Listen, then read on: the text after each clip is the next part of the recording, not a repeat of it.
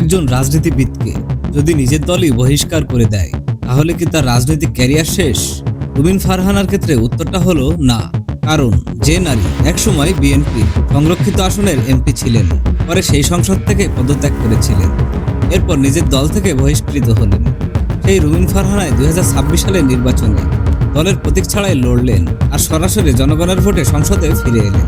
কিন্তু প্রশ্ন হলো কিভাবে? আর এই গল্পের সবচেয়ে বড় রহস্যটা হলো রুমিন ফারহানা কি শুধু একজন রাজনীতিবিদ, নাকি তিনি বাংলাদেশের রাজনীতিতে নিজের আলাদা একটা রাজনৈতিক পরিচয় তৈরি করে ফেলেছেন? আজকের গল্পটা সেখান থেকেই শুরু। হ্যালো বন্ধুরা, আমি Ashik Jacky. Welcome to Biomotives. এখানে আমরা শুধু ইতিহাস বলি না, আমরা খুঁজে বের করি সেই গল্পের পেছনের গল্প, যেই গল্পের কিছু অধ্যায় হয়তো আপনি জানেন কিন্তু পুরো গল্পটা শোনেননি। আর আজকের গল্পটা এমন এক নারীকে নিয়ে, যিনি রাজনীতির মঞ্চে কখনো নীরব থাকেননি। দল তাকে মনোনয়ন দেয়নি, দল থেকে তাকে বহিষ্কারও করা হয়েছিল, কিন্তু শেষ পর্যন্ত জনগণের ভোটে তিনি ফিরে এলেন সংসদে। কিন্তু এই ফিরে আসার পেছনে আসলে কি গল্প ছিল, চলুন শুরু থেকে জানি। রুমিন ফারহানার রাজনৈতিক গল্প আসলে তার জন্মের আগেই শুরু হয়েছিল। তার বাবা ছিলেন ভাষা সংগ্রামী ও রাজনীতিবিদ অলি আহাদ। ভাষা আন্দোলনের রাজনীতিতে অলি আহাদের ভূমিকা ছিল গুরুত্বপূর্ণ। 1952 সালের ভাষা আন্দোলনের সময় তিনি সক্রিয় ছিলেন এবং পরবর্তীতে দীর্ঘ রাজনৈতিক জীবনে বিভিন্ন আন্দোলন সংগ্রামের সাথে যুক্ত ছিলেন। 2004 সালে তিনি স্বাধীনতা পুরস্কার পান। অর্থাৎ রুমিন ফারহানার কাছে রাজনীতি কোনো দূরের বিষয় ছিল না। ছোটবেলা থেকেই তার পরিবারে ছিল রাজনীতি, ছিল আলোচনার অংশ, কিন্তু বাবার পরিচয়ে পরিচিত হয়ে থাকা এটাই যেন তার লক্ষ্য ছিল না। তিনি নিজের পথ তৈরি করতে চেয়েছিলেন। শিক্ষা জীবনে হলি ক্রস স্কুল ও ভিকারুন্নিসা নূন স্কুল অ্যান্ড কলেজে পড়াশোনা করার পর তিনি লন্ডন বিশ্ববিদ্যালয়ে আইন বিষয়ে পড়াশোনা করেন এবং পরবর্তীতে ব্যারিস্টার অ্যাট ল সম্পন্ন করেন। আর এই আইনজীবী পরিচয়ে পরবর্তীতে তাকে রাজনৈতিক বক্তব্যের অন্যতম শক্তি করে তোলে। রুমিন ফারহানা বিএনপির রাজনীতির সঙ্গে যুক্ত হন এবং ধীরে ধীরে দলের কেন্দ্রীয় পর্যায়ে উঠে আসেন। কিন্তু তাকে জাতীয়ভাবে পরিচিত করে দেয় মূলত তার কথার ধরন। তিনি সংসদে কিংবা টেলিভিশন আলোচনায় কথা বলতেন সরাসরি।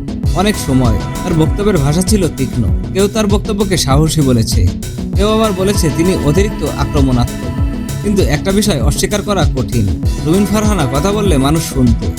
2019 সালে তার রাজনৈতিক ক্যারিয়ারে আসে এক বড় পরিবর্তন। বিএনপি তাকে একাদশ জাতীয় সংসদের সংরক্ষিত নারী আসনে মনোনয়ন দেয়, আর এই আসনে তিনি বিনা প্রতিদ্বন্দ্বিতায় নির্বাচিত হন। সেদিন তিনি শুধু একজন আইনজীবী ছিলেন না, তিনি হয়ে গেলেন জাতীয় সংসদের সদস্য।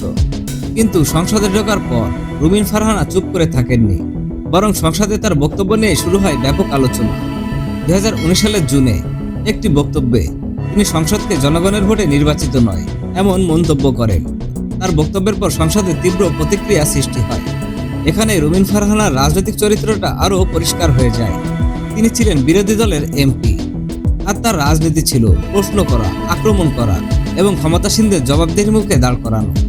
এই কারণে তিনি যেমন জনপ্রিয় হয়েছেন, তেমনই হয়েছেন তীব্র সমালোচিত। রাজনীতিতে তার সবচেয়ে বড় শক্তি হয়তো ছিল তিনি নীরব থাকতেন না। কিন্তু রাজনৈতিক গল্প সবসময় সোজা পথে এগোয় না। 2022 সালের ডিসেম্বর বিএনপি সংসদ সদস্যরা জাতীয় সংসদ থেকে পদত্যাগের সিদ্ধান্ত নেয়। 11 ডিসেম্বর রুমিন ফারহানা সহ বিএনপি 7 এমপি তাদের পদত্যাগপত্র জমা দেন। তার সংরক্ষিত নারী আসনটি পরে শূন্য ঘোষণা করা হয়। অর্থাৎ যে সংসদে প্রবেশ করতে তার রাজনৈতিক ক্যারিয়ার নতুন উচ্চতায় উঠেছিল, সেই সংসদে তিনি ছেড়ে দিলেন। তখন তার বক্তব্য ছিল বৃহত্তর আন্দোলন গড়ে তোলার লক্ষ্যে বিএনপির সংসদ সদস্যরা পদত্যাগ করেছেন। তখন কেউ কি ভাবতে পেরেছিল মাত্র কয়েক বছর পর তিনি আরও বড় এক রাজনৈতিক পরীক্ষার সামনে দাঁড়াবেন? 2025 সালের শেষ দিকে সেই পরীক্ষা এসে গেল। ত্রয়োদশ জাতীয় সংসদ নির্বাচনে রুমিন ফারহানা ব্রাহ্মণবাড়িয়া 2 আসন থেকে বিএনপির মনোনয়ন চেয়েছিলেন, কিন্তু বিএনপি শেষ পর্যন্ত এই আসনটি জোটের শরিক জমিয়তে উলামায়ে ইসলাম বাংলাদেশের প্রার্থীকে দেয়। এখানে গল্পে সবচেয়ে গুরুত্বপূর্ণ মোড় নেয়, কারণ রুমিন ফারহানা সিদ্ধান্ত নিলেন তিনি স্বতন্ত্র প্রার্থী হিসেবে নির্বাচন করবেন। দলীয় প্রতীক নেই, দলের আনুষ্ঠানিক সমর্থনও নেই, বরং নিজের দলই তখন তার বিপক্ষে। এরপর 30 ডিসেম্বর 2025 বিএনপি ঘোষণা দেয় দলীয় সিদ্ধান্ত অমান্য করে সাংগঠনিক কর্মকাণ্ড পরিচালনার অভিযোগে রুমিন ফারহানাকে দলের প্রাথমিক সদস্য পদ থেকে বহিষ্কার করা হয়। একজন রাজনীতিবিদের জন্য এটা কতটা বড় ধাক্কা তা বোঝার জন্য শুধু একটা প্রশ্ন করুন, দল ছাড়া বাংলাদেশের রাজনীতিতে টিকে থাকা কতটা কঠিন। এখন তার সামনে ছিল দুইটা পথ। 1 নম্বর, রাজনীতি থেকে সরে যাওয়া। 2 নম্বর, নিজের জনপ্রিয়তা আর ব্যক্তিগত রাজনৈতিক পরিচয়কে সামনে নিয়ে একাই লড়াই করা। রুমিন ফারহানা দ্বিতীয় পথটি বেছে নিলেন। নির্বাচনের মাঠে তিনি দাঁড়ালেন হাস প্রতীক নিয়ে স্বতন্ত্র প্রার্থী হিসেবে।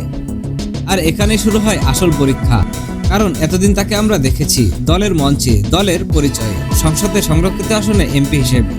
কিন্তু এবার প্রথমবারের মতো প্রশ্ন ছিল, দল ছাড়া রুমিন ফারহানা নিজের ভোট কত? এই প্রশ্নের উত্তর দিতে শুধু ছিল একটি দিন, 12 ফেব্রুয়ারি 2026। রাত বাড়ছে, ব্রাহ্মণবাড়িয়া 2 আসনের ফল আসছে একে একে। রুমিন ফারহানা এগিয়ে যাচ্ছেন।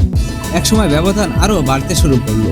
শেষ পর্যন্ত ফলাফল, রুমিন ফারহানা 1,18,547 ভোট। তার নিকটতম প্রতিদ্বন্দ্বী জমিয়তে উলামায়ে ইসলাম বাংলাদেশের প্রার্থী মোহাম্মদ জুনাইদ আল হাবিব পেয়েছেন 80,443 ভোট, অর্থাৎ ব্যবধান 38,130 ভোট।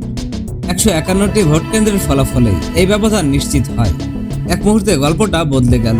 যে রুমিন ফারহানা কিছুদিন আগে বিএনপি থেকে বহিষ্কার হয়েছিল, সেই রুমিনই এবার জনগণের ভোটে সরাসরি সংসদ সদস্য নির্বাচিত হলো। আর এই জয়টা শুধু একটি নির্বাচনী জয় ছিল না, এটা ছিল তার জন্য এক ধরনের রাজনৈতিক পরীক্ষা। কারণ এবার তার পাশে ছিল না দলীয় প্রতীক, ছিল তার নিজের নাম, তার নিজের রাজনৈতিক পরিচয় আর ভোটারদের সিদ্ধান্ত। এখন সবচেয়ে গুরুত্বপূর্ণ প্রশ্ন হলো, রুমিন ফারহানা এত বড় ব্যবধানে জিতলেন কিভাবে? এটার একটা মাত্র উত্তর নেই। নির্বাচন বিশ্লেষণে স্থানীয় রাজনৈতিক সমীকরণ, ব্যক্তিগত জনপ্রিয়তা, দীর্ঘদিনের রাজনৈতিক পরিচিতি এবং প্রার্থী হিসেবে তার মাঠের অবস্থান সবকিছু গুরুত্বপূর্ণ হতে পারে। রুমিন নিজেও নির্বাচনের পর বলেন, দলীয় মনোনয়ন ছাড়া স্বতন্ত্র হিসেবে জয় পাওয়া সহজ ছিল না এবং তার নেতাকর্মী সমর্থকদের জন্য এটি একটি কঠিন লড়াই ছিল।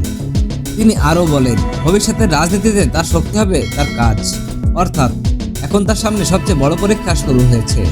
কারণ নির্বাচনে জেতা এক জিনিস, আর নির্বাচিত হওয়ার পর নিজের প্রতিশ্রুতি বাস্তবায়ন করা সম্পূর্ণ অন্য জিনিস। এই গল্পে আরেকটি আবেগের জায়গা আছে। রুমিন ফারহানার বাবা অলি আহাদ 1973 সালে নির্বাচনে এই ব্রাহ্মণবাড়িয়া 2 আসন থেকে নির্বাচন করেছিলেন বলে বিভিন্ন জীবনীমূলক সূত্রে উল্লেখ আছে। কিন্তু তিনি জয়ী হননি। দশকের পর দশক পরে তার মেয়ে এই এলাকার রাজনীতিতে ফিরে এসে সরাসরি ভোটে সংসদ সদস্য হলে এটা নিছক একটি নির্বাচনী পরিসংখ্যান নয়, একটি রাজনৈতিক পরিবারের ইতিহাস যেন নতুন প্রজন্ম এসে নতুন অধ্যায় পেল।